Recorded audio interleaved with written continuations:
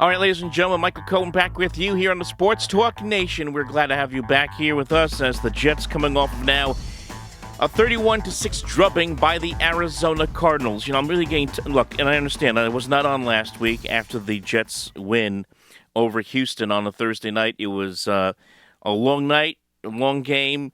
It was an exhausting week after that, so I apologize for not getting anything up on that great win.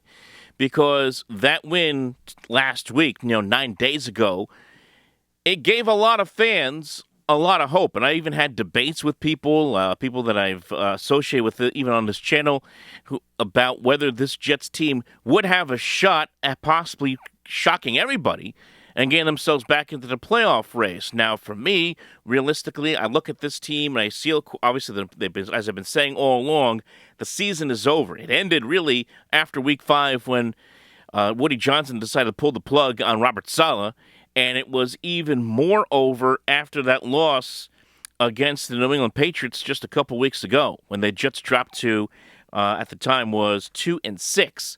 So, yeah, I mean, the win last week against Houston was great. The catch by Garrett Wilson, one of the all-time greatest catches you'll ever see. The comparisons to Odell Beckham Jr.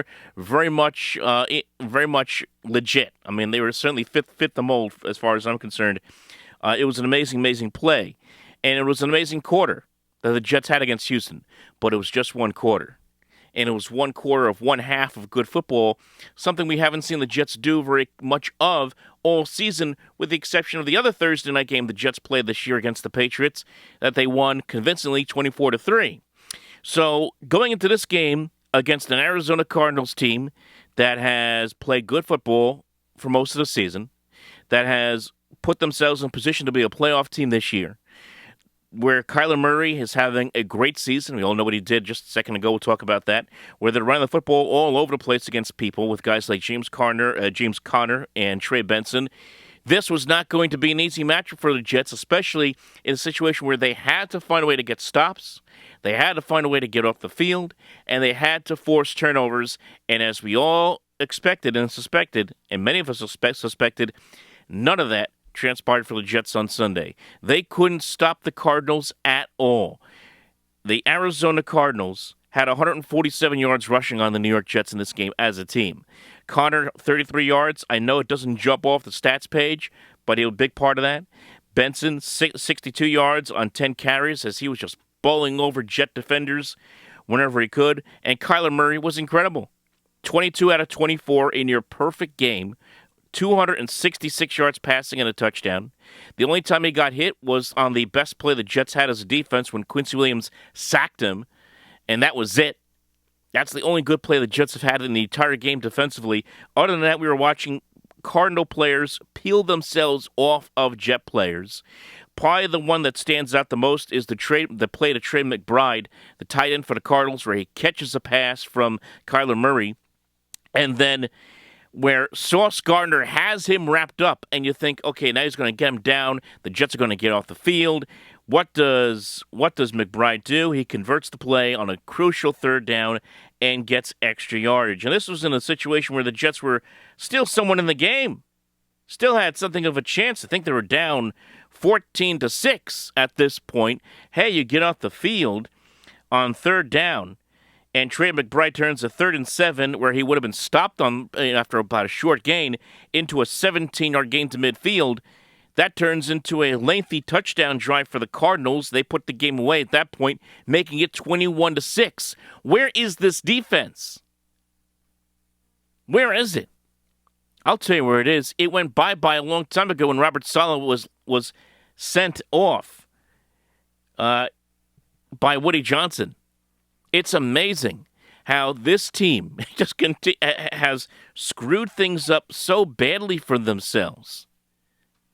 The best coach on this team, the guy who got this defensive unit to play good, inspired football the last couple of years, and even played fairly well at the start of this year, got the axe.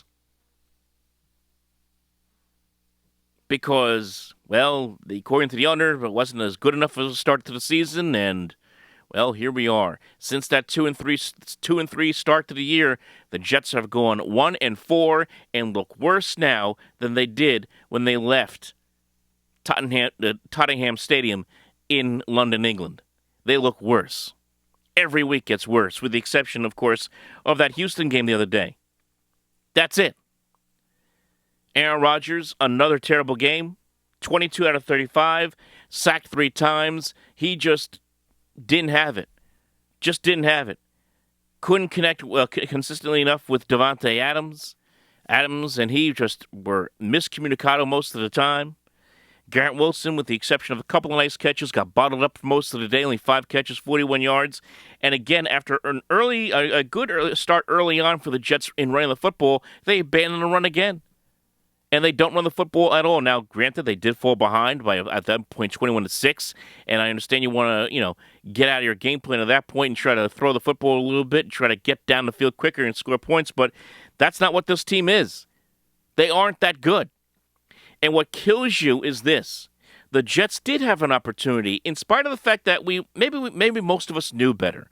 Most of us knew that this team wasn't going to have a shot at getting to the playoffs. They still had things kind of falling into place this week. The Bengals, they lost to the Ravens. You had the Broncos lose on a last-second blocked field goal to the Kansas City Chiefs. The Chiefs aren't that great. They're going to lose a couple of games here before the season's over. But the Broncos, they lose to the Chiefs on the last-second missed field goal. You had the Colts, who the Jets see next week, get throttled by the Buffalo Bills at home in Indianapolis. So all these pieces were falling into place for the Jets. All they had to do was win a game, get to 4-6, and now you're going to have fans starting to say, hey, maybe we have a chance to sneak into this thing, into that 7th seed. We win a couple more games here. Maybe you look at Denver's schedule, a lot of tough teams. They still got another game with the Chiefs and the Chargers. Maybe they fall out of it. Forget about it, guys. It's not going to happen now. This team, as I've said for weeks, and many others have said, they look unprepared every week.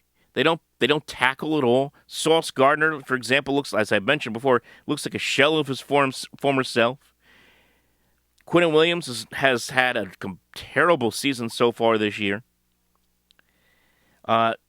Where Hassan Reddick, Mr. Holdout himself, again invisible on the field, nowhere to be seen.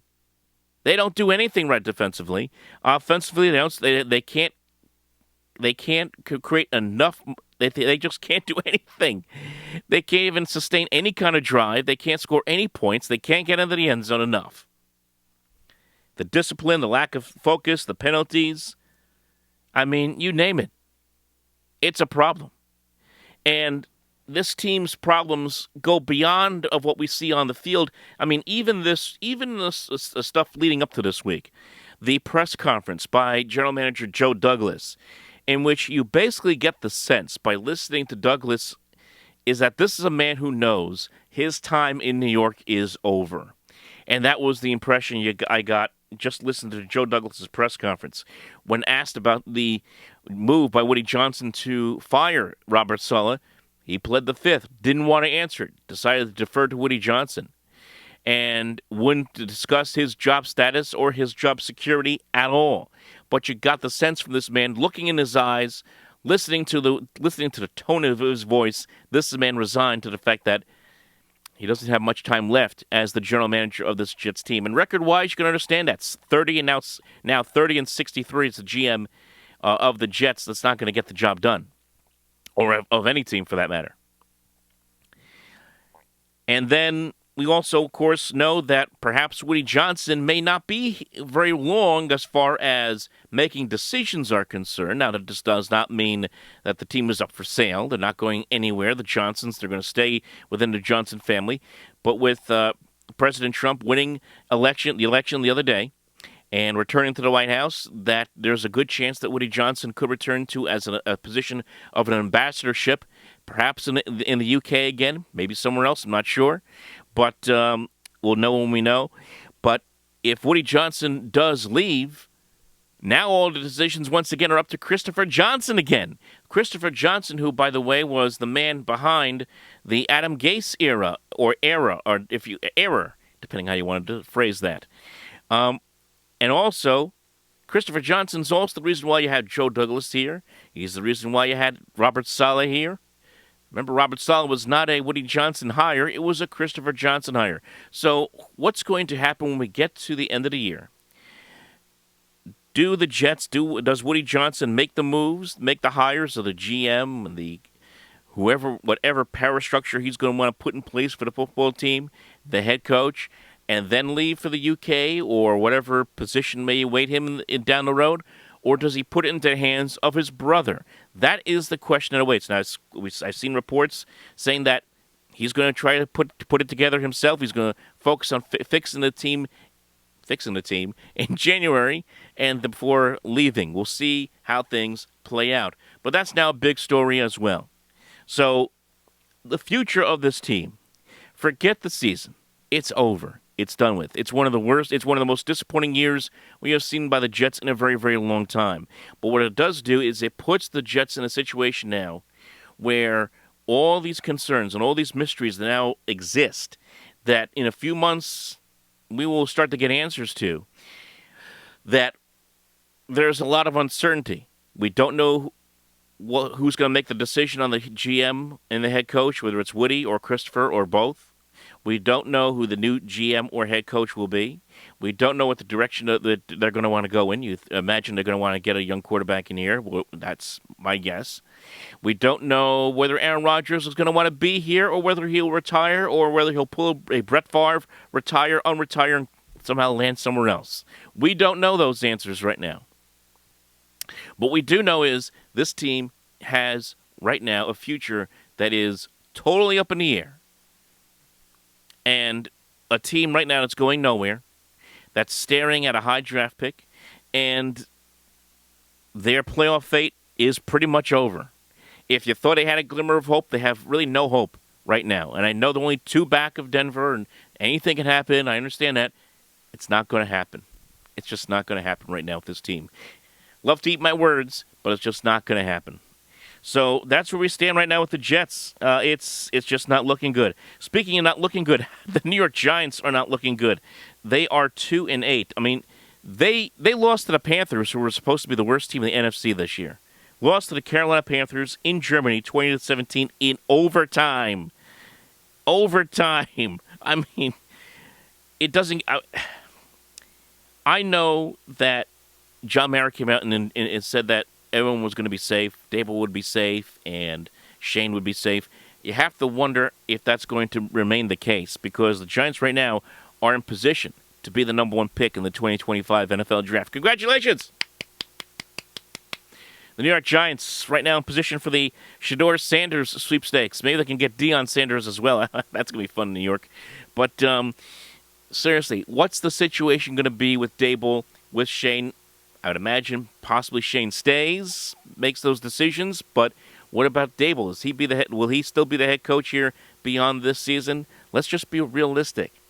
Or do the Giants just pin this all on Daniel Jones, all on personnel, which is kind of a smack in the face of the general manager in my mind, and just regroup for 2025, but then you're going to have a coach and a GM as lame ducks with a rookie quarterback. That doesn't make sense. So a lot to kind of take apart with the Giants as well as they sit at 2-8. So it was just a couple weeks ago, folks. We had the Mets in the NLCS. We had the Yankees in the World Series, of course, losing to the Dodgers in the World Series. And it feels like it was 6-7 months ago right now because of the way these two teams in New York, the football teams anyway, are playing with the Jets and the New York Giants as they are both going nowhere. But hey, you look around, a lot of competitive games in the NFL. It just wasn't the one with the Jets and the Cardinals. Leave your thoughts below, folks. Like and subscribe. We'll talk to you next time.